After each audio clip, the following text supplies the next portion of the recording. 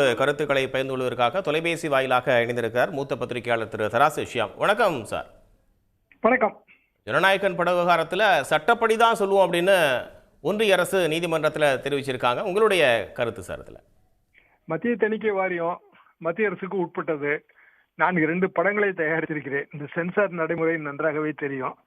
முதலிலே நாம் ஒரு சென்சார் ஸ்கிரிப்ட் எழுதி கொடுக்க வேண்டும். அதாவது படத்தில் வருகிற எல்லா வசனமும் கமா ஃபுல் ஸ்டாப் உட்பட ஒரு ஸ்கிரிப்ட் சமர்ப்பிக்க வேண்டும். ப்ரீ சென்சாராகவும் சமர்ப்பிக்கலாம். இந்த ஸ்கிரிப்டை போஸ்ட் சென்சார், அதாவது படம் போஸ்ட் ப்ரொடக்ஷனுக்கு பிறகு நம்ம கொடுக்கலாம். கொடுத்த பிறகு மத்திய தணிக்கை வாரியத்தின் அதிகாரிகள் அது பூராத்தையும் பார்த்து அதுக்கு பிறகு நமக்கு படத்தை சென்சார் பண்ற ஒரு கமிட்டி போடுவாங்க. பொதுவாக 3 மெம்பர்கள் அடங்கிய கமிட்டி. கண்டிப்பா ஒரு பெண் மெம்பர் இருப்பாங்க. அவங்க படத்தை திரையிட சொல்லி பார்ப்பார்கள். திரையிடுவதற்கென்று சில அரங்கங்கள் இருக்கின்றன, அங்குதான் திரையிடுவார்கள். அதுல அவங்க உட்கார்ந்து பார்ப்பார்கள். அப்போது ப்ரொடியூசர் தரப்புலயே யாருனாலும் இருக்கலாம். இப்படியான சூழ்நிலைக்கு பிறகு அவங்க ஏதாவது அப்ஜெக்ஷன் சொல்லுவாங்க. அதை நம்ம கேரி அவுட் பண்ணணும். இல்ல ரிவைசிங் கமிட்டிக்கு அனுப்பலாம். ஆர்சின்னு சொல்லுவாங்க, ரிவைசிங் கமிட்டிக்கு அனுப்பலாம். ஆனா இதுல இவங்க ஃபுல்லா கேரி அவுட் பண்ணிட்டாங்களான்னு தெரியல. ஏன்னா கேரி அவுட் பண்ண பிறகு அந்த கட்ஸை தனியா நம்ம சமர்ப்பிக்கணும். அதுக்கு பிறகு அதுல சென்சார் ஸ்கிரிப்ட்ல மாடிஃபிகேஷன் பண்ணணும். அதுல ஏதோ ஒரு வகையில ஒரு கோளாறு இருக்கு. அப்படி இல்லைன்னா ரிவைசிங் கமிட்டிக்கு போயிருக்கும். இது ஒருவேளை சென்சார் சர்டிஃபிகேட் தர முடியாது என்று சொன்னால் ரிவைசிங் கமிட்டிக்கு போயிடும். இல்ல ஏயா யூயான்னு டிசைட் பண்ணும்போது யூ சர்டிஃபிகேட் தான் தருவோம் என்றும் சொல்லலாம். அதாவது வயது வந்தோர் மட்டும்தான் பார்க்க தகுந்தது. இப்ப ரஜினிகாந்த் படம் கூலி படத்துக்கு அந்த பிரச்சனை வந்தது. அவங்களுக்கு டைம் ரொம்ப அர்ஜென்ட். ஸோ ஏக்கு ஒத்துக்கிட்டாங்க. ஏக்கு ஒத்துக்கிட்டு படம் ரிலீஸ் ஆன பிறகு அந்த ஏ சர்டிஃபிகேட்ல உள்ள பல பிரச்சனைகள் தெரிய வந்தது. அதுக்கு பிறகு அவங்க யூவா மாத்தணும்னு சொல்லி சென்னை ஹைகோர்ட்டுக்கு வந்தாங்க. ஆனா அது ஏற்றுக்கொள்ளப்படவில்லை. அப்படி ஏதாவது அதுல ப்ராப்ளம் இருக்கணும். இவங்க வேண்டான்னு டிசைட் பண்ணியிருந்திருக்கலாம். ஏதோ ஒரு காரணம் தயாரிப்பாளர் தரப்புல தான் எப்போதுமே இது இருக்குங்க. மத்திய தணிக்கை வாரியம் தரப்புல பொதுவாக இது இருக்கவே இருக்காது. அரசியல் நோக்கம் அந்த குற்றச்சாட்டு எனக்கு பொருத்தமாக தெரியல. எது எப்படி இருந்தாலும் தணிக்கை வாரியம் ஏதாவது ஒரு டிசிஷனை சொல்லியே ஆகணும். ரிஜெக்ஷனாவது சொல்லி ஆகணும், ஆர்சிக்கு அனுப்புறோம்னாவது சொல்லி ஆகணும். அதை ஏன் டிலே பண்றாங்க? அதுவும் தவறு தான். ஏன்னா இதுல ஃபேர்னஸ்ங்கிறது ஒண்ணு இருக்கு. உண்மையாவே ஒரு பட தயாரிப்பு நிறுவனம் இவ்வளவு கோடிக்கணக்கான ரூபாய்களை போட்டிருக்கோம். அதுக்கு அர்ஜென்சி இருக்கு. நாளைக்கு இந்த பிரச்சனை முடிவுக்கு வரும் என்பது எனது எதிர்பார்ப்பு. இந்த விவகாரத்தில் சட்டப்படி தான் நாங்கள் செல்வோம் அப்படின்னு ஒன்றிய அரசு சொல்லியிருக்கிறத நம்ம எப்படி புரிஞ்சுக்கிறது சார்? சட்டப்படி என்றால் நான் சொன்ன இதுதான். அதாவது சென்சார் ரூல்ஸ் இருக்கு. ரூல்ஸ் ஃப்ரேம் பண்ணியிருப்பாங்க. கண்டிப்பா 3 மெம்பர் பாக்குறாங்க பாத்தீங்களா, அவங்க டிசிஷன் தான் முதல் நிலையில அதுதான் ஃபைனல். அதுக்கு பிறகு ஆர்சிக்கு போகலாம். அதுக்கு பிறகு நம்ம அப்பீல் போகலாம். ரொம்ப லாங் ப்ராசஸ் அது. இதன்படிதான் இது நடத்த முடியும். எனக்கு என்னமோ என்னோட பெர்சனல் சந்தேகம் என்னன்னா தயாரிப்பாளர் சைடுல ஏதோ ஒரு லேக்குமா இருக்கு. ஏன்னா வெறுமனே இப்படி இழுத்தடிப்பதே நோக்கம் என்று செயல்பட்டால் நீதிமன்றம் இதுல தலையிடும். அதுக்காக அவங்க அந்த ரெக்கார்ட்ஸ் எல்லாம் கேட்கறாங்க. என்னைக்கு படம் பார்த்தீங்க, என்னென்ன கட்ஸ் சமர்ப்பிச்சீங்க, இந்த மாதிரி ரெக்கார்ட்ஸ் எல்லாம் கேட்கறாங்க. நாளைக்கு தான் இதோட நிலவரம் தெரிய வரும். ஆனா முழுக்க அரசியல் காரணம் அப்படி ஒதுக்க முடியாது. காவேக்கா தரப்பு அது தமிழ்நாடு அரசு காரணம்னு சொல்றது அது ரொம்ப நகைப்புக்கிடமான விஷயம். எல்லாருக்கும் தெரிஞ்ச விஷயம் தான். அது சென்சாருங்கிறது மத்திய அரசாங்கத்தோட சப்ஜெக்டுங்கிறது எல்லாருக்கும் தெரிஞ்ச விஷயம் தான். நாளைக்கு ஒருவேளை இதை வைத்து பிஜேபி மீதான அட்டாக்கை அவங்க கூர்மையும் படுத்தலாம். அதுக்கும் வழி இருக்கு. நேற்றைக்கே கூட சில பதிவுகள் காவேக்கா அபிஷியல் தரப்புல அபிஷியலாக அவர்கள் போட்ட பதிவுகள்ல மாநில அரசாங்கத்தை குற்றச்சாட்டி இருந்தாங்க. மாநில அரசாங்கம் இதுல எந்த வகையிலும் பொறுப்பேற்க முடியாது. ஏன்னா சென்சார் சர்டிஃபிகேட் ஒன்று இஷ்யூ பண்ணாதான் சிறப்பு காட்சிக்கான அனுமதியே மாநில அரசாங்கம் கொடுக்கும். நமக்கு 4 ஷோ தாங்க அலவுடு. ஃபர்ஸ்ட் ஷோ 9 o'clock தான்.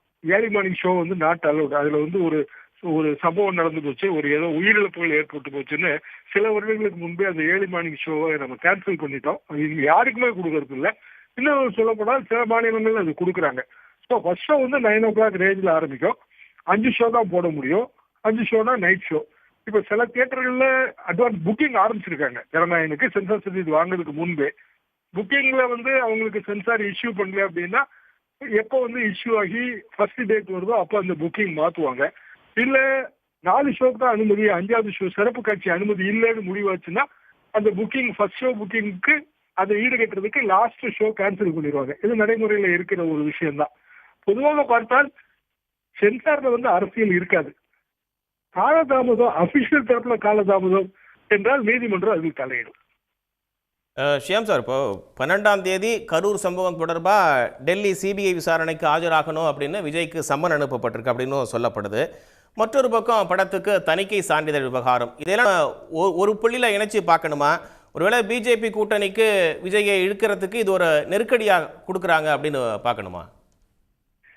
அரசியல்னு வரும்போது பல புள்ளிகள் இணைக்கப்படுவது என்னமோ சகஜம்தான். ஆனா ஜனநாயகன் 9ஆம் தேதி ரிலீஸ், இதெல்லாம் அவங்க எப்பவுமே டிசைட் பண்ணி சொன்ன விஷயம் தான். ஒரிஜினல் ரிலீஸ் வந்து பொங்கலுக்கு தாங்க. பராசக்தியும் ஜனநாயகனும் பொங்கலுக்கு தான். பல காரணங்களால அவங்க அதை மாற்றி அமைத்தார்கள்.